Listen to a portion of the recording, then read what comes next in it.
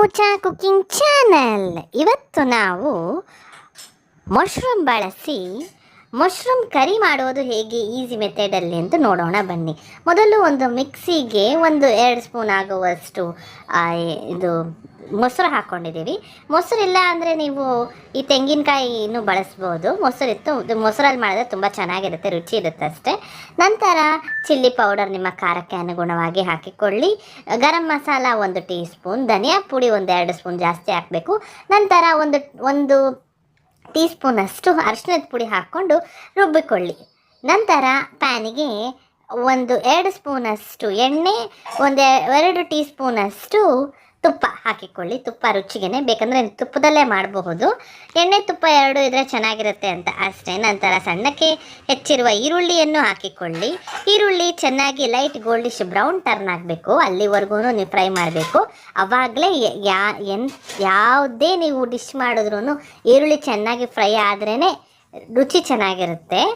ನಂತರ ರುಚಿಗೆ ತಕ್ಕಷ್ಟು ಉಪ್ಪು ಇವಾಗಲೇ ಹಾಕಿಕೊಳ್ಳಿ, ಯಾಕಂದರೆ ಈರುಳ್ಳಿ ಎಲ್ಲ ಸಾಫ್ಟ್ ಬೇಗ ಆಗುತ್ತೆ, ಅದಕ್ಕೋಸ್ಕರ. ನಂತರ ಚೆನ್ನಾಗಿ ಫ್ರೈ ಮಾಡಿಕೊಳ್ಳಿ.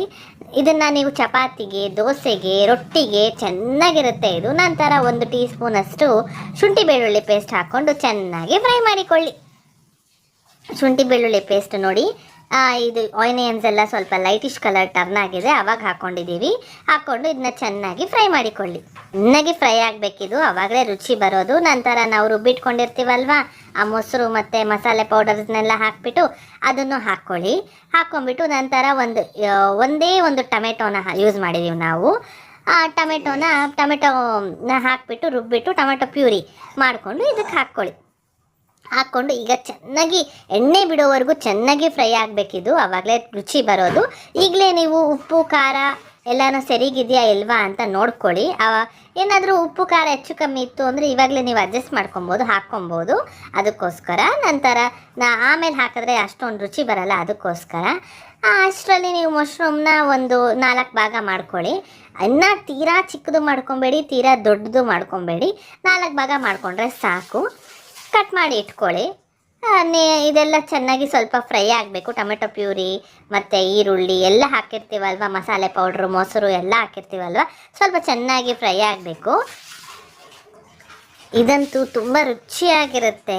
ಯಾವಾಗಲೂ ಒಂದೇ ಥರ ಮಶ್ರೂಮಲ್ಲಿ ಮಾಡೋದಕ್ಕಿಂತ ಈ ಥರನೂ ಟ್ರೈ ಮಾಡಿದ್ರೆ ಟೇಸ್ಟಿಯಾಗಿರುತ್ತೆ. ಒಂದ್ಸತಿ ಟ್ರೈ ಮಾಡಿ. ನೋಡಿ, ಮಶ್ರೂಮ್ಸ್ನ ಈ ಥರ ಕಟ್ ಮಾಡಿ ಇಟ್ಕೊಂಡಿದ್ದೀವಿ.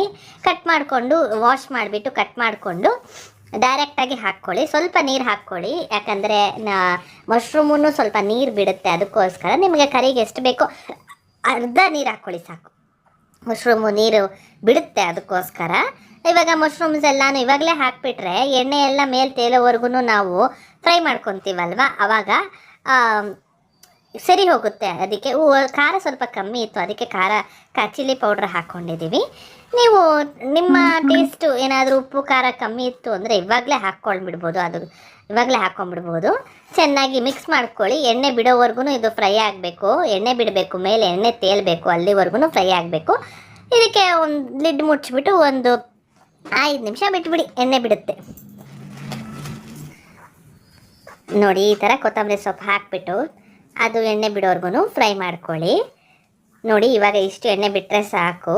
ಇಷ್ಟು ಎಣ್ಣೆ ಬಿಟ್ಟರೆ ಸವಿಯಲು ಸಿದ್ಧ. ನಿಮಗೆ ನಮ್ಮ ಚಾನಲ್ ಇಷ್ಟವಾದಲ್ಲಿ ಪ್ಲೀಸ್ ಲೈಕ್, ಶೇರ್, ಸಬ್ಸ್ಕ್ರೈಬ್ ಮಾಡಲು ಮರೆಯಬೇಡಿ. Thank you for watching.